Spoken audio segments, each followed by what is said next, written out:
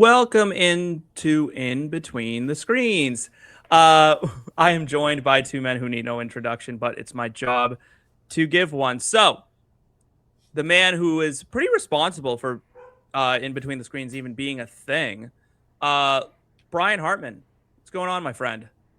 Hey, what's crack-a-lack? We got more movies. It's July. It's hot outside, so we're getting indoors. We're going to see all these great movies. Yeah, I am so excited. And this is kind of like your baby, right? Like where popcorn and root beer kind of falls under my, falls into my papoose. This kind of lives in yours.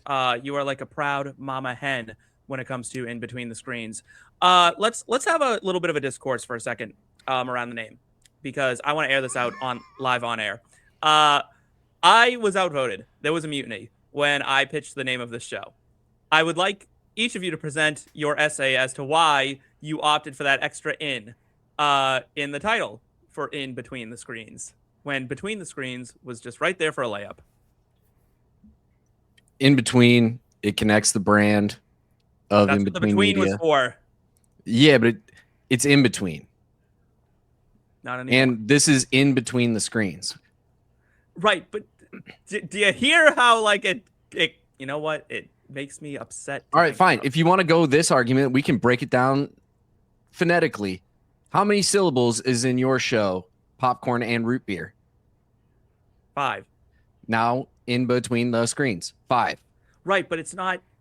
It's like it's choppy. In between the screens is just choppier because in creates like a hard line. It's just a choppy. You know what? Listen, I studied language and writing in school, and the flow is important. And the flow, frankly, while it looks fantastic as a logo, the flow leaves something to be desired. And I will rebel till I'm blue in the face against the in. I don't like that in. You don't like the N-word. I get it. I'm on I the don't same like the page N-word. with you. Not a big fan. But what I am a fan of is bringing each and every one of you the best in betting advice, especially when it comes to movies and Rotten Tomato scores. And that is what we are here to do. We are going to bring you our July movie picks. We got 4, I would say, blockbusters on the docket here. Two of which come out this week. So we got to get this episode out like now, which means someone needs to hit that music because it's time for Call She Cuts.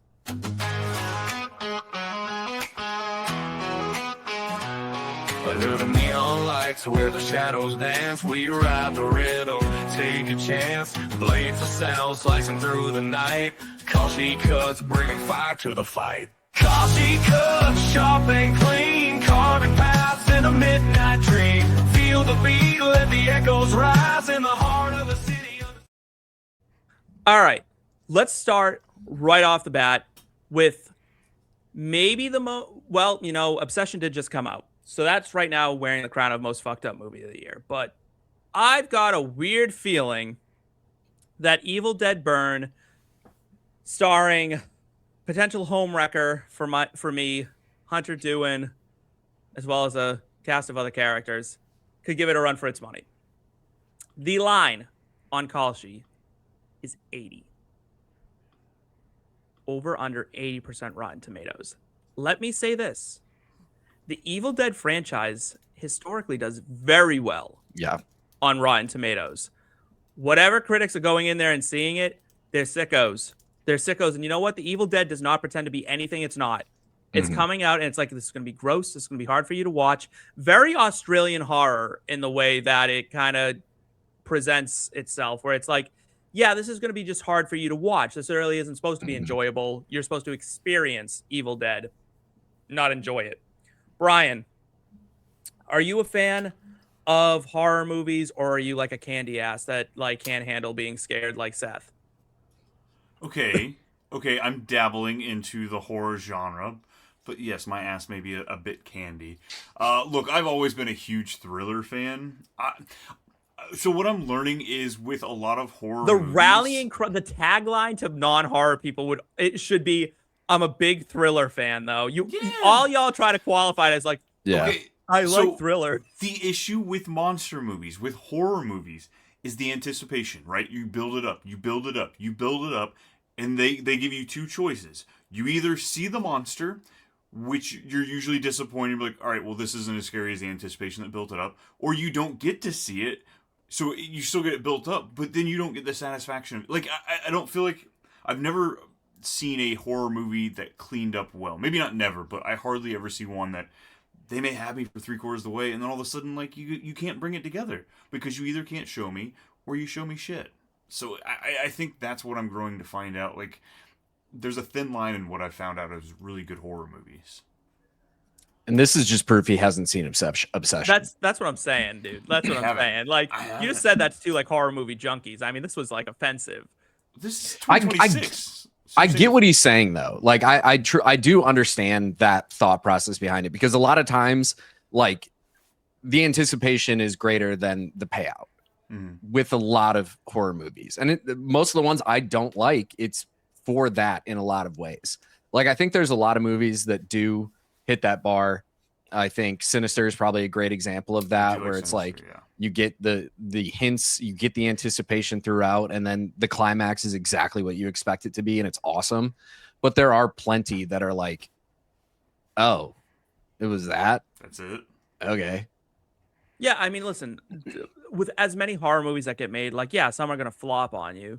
But, like, I mean, just this year, you got Obsession, Backrooms, you got Leviticus, which just came out, which I did a whole, like, short on and a review on. You can find that on the channel here. Like, so many good horrors are coming out right now, and especially, like, I mean, usually from, like, Australia is really putting them out. I mean, Jake, your #1 movie of last year, Bring Her Back, was an Australian horror movie. Like, I mean, I think horror is having quite the decade, I would say. So the line's 80 for the Evil Dead burn. I have opinions on all of these movies, but I also speak for the model. So the model has us at an 87. So a firm over. Yeah, which I like. I agree. Yeah, I'm on the over here as well. The call sheet odds that we're going off of right now, it's sitting to be above 50 or above 80 is right at a 50% chance right now. It's basically even money converted to, you know, traditional betting odds there. But like you mentioned, the Evil Dead franchise as a whole does really well. I think with the renaissance of what horror critically has turned into of late, with movies like Obsession, with movies like Bring Her Back and Talk to Me, like we're seeing a renaissance of horror being able to be critically acclaimed.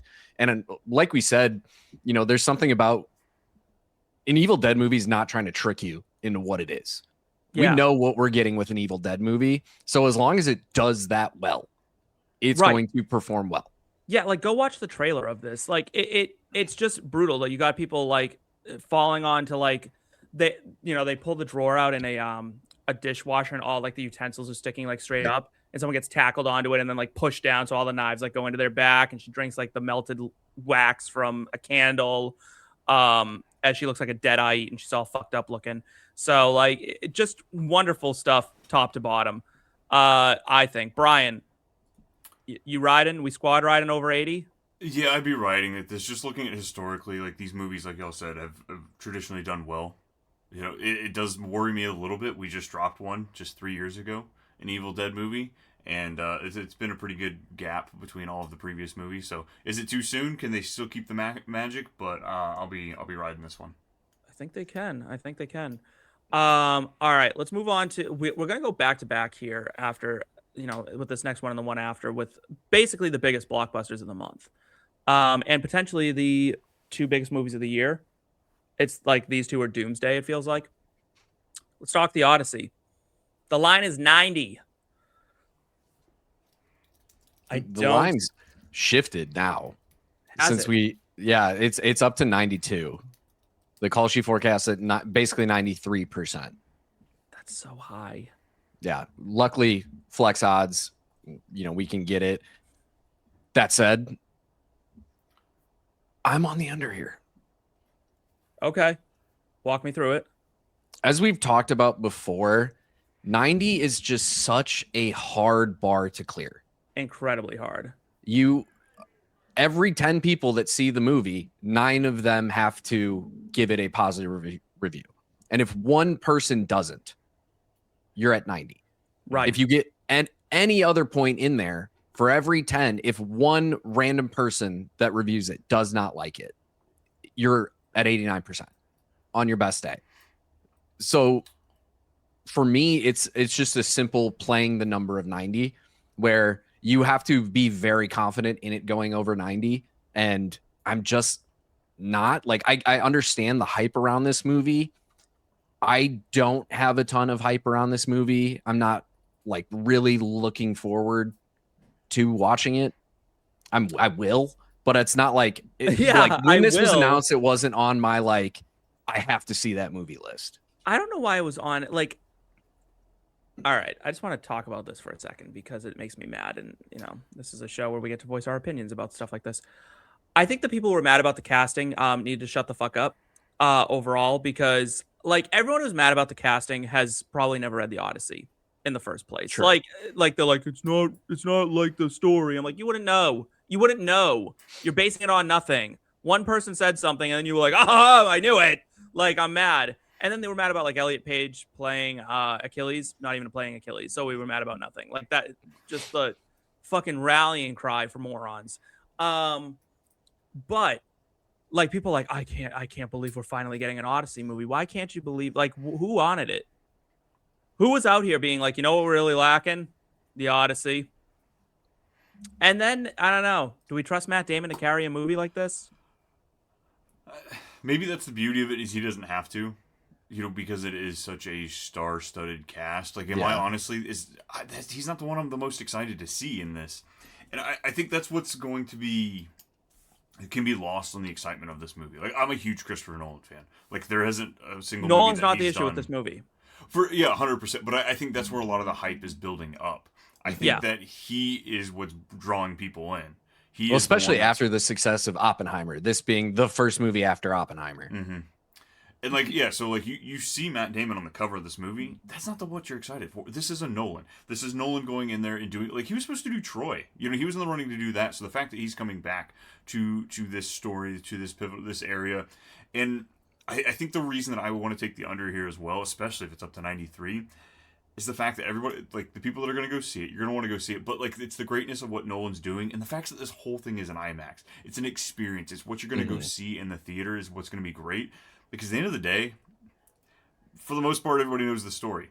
You know how it's going to end. There's no cliffhanger. There's no big twist. There's nothing that's going to be like, oh my God, that was such a great movie. That's going to happen at the end. They're either going to encapsulate you for the full 3 fucking hours, whatever it is as far as timeline, or they're not. So 3 hours and 13 minutes. That's the other part I was going to say, is like, this is a 3-hour movie. That's so long. Snacks, lots of snacks. That's so long. Like, there needs to be an intermission. Yeah. At that point. Hopefully, one of the sailing scenes is just like a full 5 minutes and just gives everybody time to just run out there real quick, hop in. Go get a hot dog. They need to like say that. They need to say that like out loud and be like, by the way, this is a 5-minute scene, so like go now. I remember looking it up for Endgame. Like, all right, when's the best time to go to the bathroom if you have to? And they're like, oh, the Hulk scene in the diner. Make sure you go run to the bathroom then. Yeah, like I'm trying to find like some movies that. All right, so Titanic got an 88% Rotten Tomato score, and way too high. Titanic sucks. I agree, but 3 I'm hours. not going to go on that tirade again. 3 hours and 15 minutes. You knew the story, you knew the ending. Widely recognized as a very good movie. While we may not like it ourselves, did very well at the Oscars and things like that. You know what I mean? Like, so, and that got an 88. It's hard to pull that off. Nolan hovers right around that area too. Like, he definitely has a good handful of his movies over 90. But some of my favorite, like, I guess this is a bad example. I love Tenet. Tenet only got a 70.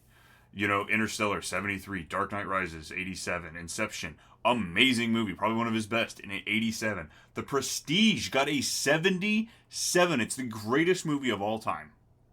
Whoa. Maybe a little hyperbolic, but it is my favorite movie of all time. Love The Prestige. So, like, you're seeing a lot of this, and, yeah.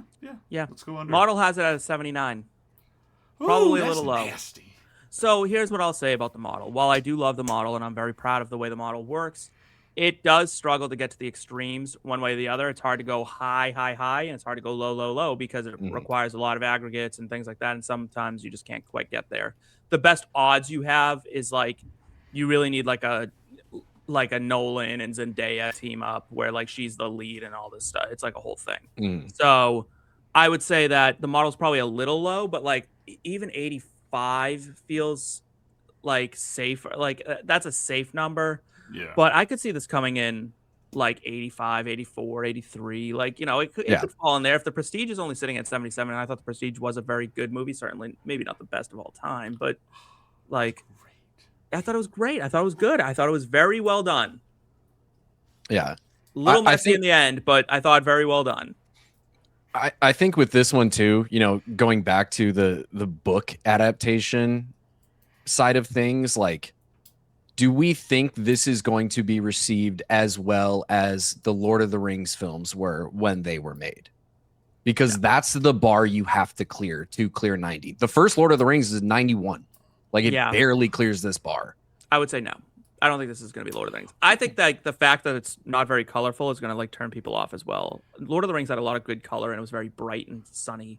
The pro side of it, though, is you don't have the lore that you have to worry about is holding up to. Like Lord of the Rings fans, you cannot piss them off. You got to get all of this right. You have to have it accurate. We don't have Odyssey. Like you said, who's read this entire. It's huge. Nobody's read this whole damn book. I have. Yep. Okay. Oh my goodness. I read the Cliff Notes in high school. Oh yeah, no. I was a math kid in school, not reading top to bottom, left to right. It's way too much. Are you kidding me? Top to bottom. That's a real way to do it. That's probably why you didn't like it. Nothing ever made sense. You, like, what is you going do on read here? Top to bottom while reading left to right. Yeah, but like if he was like, oh look, like top to bottom, he went top to bottom, then left to right. So he would just be going like straight down and then like moving across the. Hey, he looked at every word that was on the page. I'm just saying, he got it all. Maybe not. He said he's like, I know some of these words. Like, oh god. All right, so I'm under on the Odyssey. Yep, I'm under as well. Plus, under 90 was paying plus money when I got it, so that feels good. I also paid. The odds are actually better now because the odds have gone up a little bit. It's because reviews have come out. Like the early reviews came out and they were like glowing, which of course they were. Like, don't put too much stock in that. Like I thought it would hover near this, right? I wasn't expecting this to be like, you know, I could easily see this being an 89% movie. Yeah, but not for nothing. But Disclosure Day also had glowing reviews early, and that thing landed at like a 70. So, yeah, it was. I get why critics didn't like it though. I get why people didn't like it. It was like way too optimistic and way too pro. Like, very true. Like, oh, authority will always take care of us. Well, it was fine. It was fine. Yeah. I thought it was a bold effort. It just was the wrong time. Wrong place, wrong time. Release this 5 years ago and you're doing great. Spider-Man, Brand New Day. 90 is the line again. Model has this as a no bet. Steve's Heart has this as an over if you want to be frisky because all the Spider-Mans have landed over 90 in terms of Tom Holland. Is Tom Holland about to have 2 movies in the same month be over 90% Rotten Tomatoes? I mean, there's 3 of them that are in both of these movies. Zendaya's in both of them, and then you've got the guy who plays Punisher. Oh yeah, John Barenthal. Yeah, there you go. So yeah, all 3 of them in both of these. Zendaya, I think, deserves it. Tom Holland, I will say this, and this goes back to the Odyssey. Tom Holland really struggles when he's not Spider-Man. Tom Holland's movies struggle when he's not Spider-Man. Rotten Tomatoes wise, he does not usually do very well. That's fair. I did like Uncharted though. That's the one I was going to point to. There's no way you guys like that. Was a bad movie. That was an objectively bad movie. You know what? It was fun. It was fun. Did you play the games? I've played every Uncharted game. Yep. Yeah, of course. And so I liked the movie. I just thought he was the wrong choice. I thought he was the way wrong. You know what? You know what Tom Holland is cool. And that's the problem. Like Tom Holland isn't like cool. He's not effortlessly cool. Yeah. That's fair, but nobody really is in Hollywood We anymore. missed out on Nathan Fillion being like Nathan Drake. No, we missed out on Mark Wahlberg. I could have done without Wahlberg. Yeah, same. I think Wahlberg peaked in Four Brothers and then just got significantly worse from there. Four Brothers does go obnoxiously hard. Way too hard. Way too hard for what it is. Movie. I love that movie. I love that movie. You know what I got to talk about, Jake, on this channel? It's actually one of the shorts that we have, Dog Soldiers. Not that it has anything to do with anything. Love it. I love it. I love it. I was thrilled. I got to talk about it for like 3 minutes. I was like hype. I'm like, let's fucking go. I love it. Yeah, give me the over on this one. I'll take that. Yeah, I'm with you. I don't like the payout. I don't like the payout that you got. Like now I'm like, eh. Yeah, it's tough. You know, it's one that you have to be committed to, but I am. I firmly believe 90 is well within reach for this one. It's like you said, Tom Holland Spider-Man movies just hit. They just hit for the critics because, again, you know what you're getting, and you talk about the lack of effortless coolness out of him, and that kind of is the epitome of Spider-Man, right? So it makes so much sense as to why he works as Spider-Man. It's why Tobey Maguire worked as Spider-Man. It's kind of why Andrew Garfield worked as Spider-Man. Whoa. Go ahead. I will. Andrew Garfield is the greatest Spider-Man. He is the worst Peter Parker because he's too freaking cool. But he is the best Spider-Man, and I'm fully agreeing with you when I say what I'm saying. Like we have to remember that he spends most of the movie as Peter Parker. Andrew Garfield is also, not for nothing, the hottest of all the Peter Parkers. He just like Tobey Maguire, I think, is the best Peter Parker. Tom Holland's the best at being both. Yeah, I think that's a very accurate way of describing it. We made Steve so sick he turned green. I know. I turned it off. I was just like, I'm done. I'm leaving. Goodbye. I understand that. I guess. I've been yeah. No, my computer loves to do that, like in the middle of shows for no reason whatsoever. It's like super cool. It does it once a show. Like clockwork, and it like fucks up all my stuff. I'm like, oh, this is great. So yeah, I don't know. I think Tom Holland is great as Spider-Man. Bad as most other things. He can cry really well. He's a really good crier. Peter Parker seems to cry a lot. Yeah. Yeah. Mr. Stark, what's happening? But I do think Andrew Garfield was like the hottest Spider-Man. He was just so good looking in those movies. Quippy. He's so smooth in his like. Yeah, if you're quippy, like you're instantly so much more attractive to me. It's kind of crazy. That's fair. Humor is really attractive. It is. All right, let's talk about a movie that I don't know if the critics are gonna love this one. I don't know if I'm gonna love this one, but I do love the original. But I don't think we needed a live action remake 10 years after it came out. Moana. No, I'm good. No, yeah. Line is 60. It's basically saying, is it fresh or not? I'm taking it under 55. Wow. Yeah. Well, the live actions aren't doing great. No. Right. I will say that the live actions have not been doing great historically. The live action immediate like interpretations. When you get the Cruellas and loved Cruella. Maleficent, like those that they're telling a different story in the live action. Mm-hmm. Yes, I love those. This where it's the word for word. I don't like it. Like the How to Train Your Dragon. I think it's one of the greatest animated franchises of all time. I watched just a little bit of the live action. I'm like, this isn't fun. Because when you repeat it, you don't repeat the best part. Like Lion King, some of the best lines, the best delivered lines were because of the actors that delivered them. The voices that you got, and it just didn't pay out as well. Also, it's really hard to recreate. Now, I will say this about the Disney remakes. I like most of them. I actually like most of them better than the originals. Truly. I like Beauty and the Beast better. I like Aladdin better. Did not like The Lion King more, but I liked those two better. So maybe not most, but some. This does not feel like one of them that I'm going to, because I don't think this movie adapts itself well to live action. There was a lot of ridiculousness that had to be animated. It's very hard to take something that's animated and make it live action because the laws of physics exist. Well, and part of that too, like it's good that you bring up those other remakes. Like, how long did we go between the original animated film and the remake? Well, only Brian was born when Aladdin and Beauty and the Beast came out, I think. Fair, but that's my point. Like, we went decades. So people who loved and cherished those movies as children were old enough to appreciate a live action version of something similar. This movie came out 10 years ago. Like, I also have a gripe about this movie, and maybe I'm alone in this, but no one seems to be mad about it except for me. What's with the new Moana? Why didn't we get the same person? Like, they're like, oh, well, she's 20 something. I'm like, when has that ever stopped anyone from playing a teenager? Ever? Or when is their age really a big part of the storyline? Like, I don't know. It's They're all not. living on the. It's not. She could have just been like, listen, just stick her on the fucking boat. I don't care. Put her on her raft and let her go sing her song. I think the original Moana deserved to play the live action Moana. If you're going to do it and you brought The Rock in, The Rock doesn't look the way he did, 10 years ago.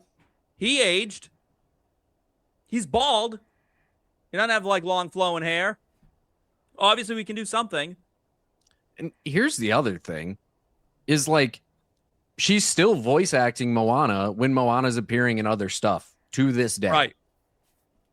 She is Moana. And we just get someone else. And like, maybe you can make the argument just like physical feature wise that the actress they chose looks more Polynesian than the voice actor. But even then, like, I'm sorry, you got to stretch Dwayne The Rock Johnson to actually look Polynesian. Like, you have to. Yeah, he's not Polynesian to you at first glance. Yeah, like, I don't want to like dive into those waters because also we just got Moana 2 like 2 years ago, and it kind of sucked. Well, that's because it was supposed to be a series, and then they decided to make it a movie, and then they decided that they had to release it in theaters. That was like a whole thing. That was like a bunch of stupid decisions that got made. But like, I don't know. I love the original Moana. It's one of my favorite Disney movies ever. My favorite Disney movie ever is The Hunchback, which I'm still like, when are we gonna get a live action Hunchback? That'd be great. You know what the problem is? People can't sing it. It's too hard to sing. They can't do it. Like, and it's too dark. It's so dark. That movie is so fucking dark. Like, that I just don't think they'll go there. But the line of 60, I think it's going way under. I think this is going to be critically panned. I think they're going to hate it. I think so too. Yeah, it's why I took it down to 55 to get plus money out of it. Like, yeah, I could see this going under 50. I'm not going to flex the line that heavily to get there, but if you did feel that heavily about it, I'd ladder it. It's 24-1 or 2.4 to 1. Give it like an under 60, then under 55. Yeah, see if you can't double up a little bit down. Yeah. I like it. All right, so we squad rided Moana for the under. Are we squad riding Spider-Man on the over 90? Yep. The Odyssey. I'm on the under. Squad ride there. Evil Dead Burn over 80. Over. We're squad ride all the way through. This is a first. This has to be a first. This is the first call she cut ever where we've all agreed. Yeah, that's crazy. I can't help but feel like it's Brian's fault. I usually mess up on things like this. You guys will see as we go forward. So once we get into our first draft, just wait and see how bad I ruin that. I was going to say he didn't have like hot enough opinions, but he did say that The Prestige is the greatest movie ever made, which is just an insane thing to say out loud. Oh, I love that movie. He also said most horror movies aren't good. Yeah, he also they're not. Like he's a little they turn out so many. You can't tell me that most of them are good. They're all great. There's no such thing as like a bad horror movie. Like they're all like sometimes they're so bad they're good, which is fantastic. Have you seen Tusk? I love Tusk. You take oh my god, get out of here! Take that back right now. Like how dare I saw that stupid thing in theaters. Literally walked out, looked at my wife. Okay, well, we have to go see a different movie because you walked in. See, you expected something that it wasn't. Like we had no expectations. Like go watch Jeepers Creepers right now and tell me that's not a masterpiece of movies. Even though the director's an absolutely terrible person. I hate saying that out loud. If you want to feel uncomfortable, watch Undertone at night, lights off. At your podcast setup. Yeah, I'm telling you. Idea. Yeah, my wife was legitimately upset with me that I made her watch that movie. Said Undertone? Yeah. Yeah. I'm trying to think of a movie. Dog Soldiers. Best werewolf movie of all time. Plugging it. It is the best one. Like it's the only one that makes you feel like you're in a werewolf situation. Yeah, but I don't know. My brain doesn't compute that truly as like a horror movie. I mean, it scares me. It's like action horror though. It's very different. Yeah, like it's not like the slow aching dread, but like, I thought that was it's still good. one. Don't get me wrong. I do want to give a little bit of love to The Wolfman that was made in like 2009 with Anthony Hopkins and Benicio del Toro. I think we hate on that movie way too much. And I'm like, you know what? It's a 90-minute movie, which fantastic choice right there. Right away, they're like, we're getting right into this. And it has a really good werewolf. Really good design. Mm-hmm. Bad Moon was pretty good too. If you want a good, terrible horror movie or a terrible movie, it's like a horror movie-ish, Van Helsing. Fantastic. I love Van Helsing. Yeah. Anyone who doesn't like Van Helsing can just get the fuck out of my face. Like Hugh Jackman. Why did we not talk about that being one of his? That should have been on his Mount that Rushmore, belongs there. Van Helsing. That is the movie. Like if I have a few comfort movies that I really like fall back on. It's like that and Sleepy Hollow. It's like a James Bond horror movie. Like we it's get fantastic. gadgets, we get like the organization. It's so the machine freaking gun, cool. the machine gun, like bow and arrow thing that they have, like that he has. Dipping it in the holy water, He dips like it in the holy water and just lights up one of the vampires. Absolutely amazing. And tell me that scene at the ballroom when like the mirror shifts and like there's no one there. Yeah. Kate Beckinsale's just spinning. This October, we're doing like Monster Month. Van Helsing's on the fucking list already. We're doing it. We're doing it. We're doing a full dive rewatch of it. All right, I can get behind that. All right. That's going to do it for us here at In Between the Screens. If you're enjoying this type of content, please like, subscribe, and share. Follow the whole channel. Follow the Fantasy Sports Advice Network because we did get bought up and brought over and created there. If you have input on these lines, please let us know. If you think we're totally in the right that Van Helsing is a modern Marvel masterpiece, Kate Beckinsale made me consider turning straight. Like fantastic. If Hugh Jackman wasn't so good looking in that movie either, it probably would have worked. But alas, like sorry to Kate. But please like, subscribe, and share, and make sure to support Brian and Jake as they continue to host so many of these great shows here for the Fantasy Sports Advice Network and In Between Media, the channel that you are on right now. We've reached a sad part where it's time for me to say goodbye, though. So for myself, for Brian, for Jake, that's a wrap.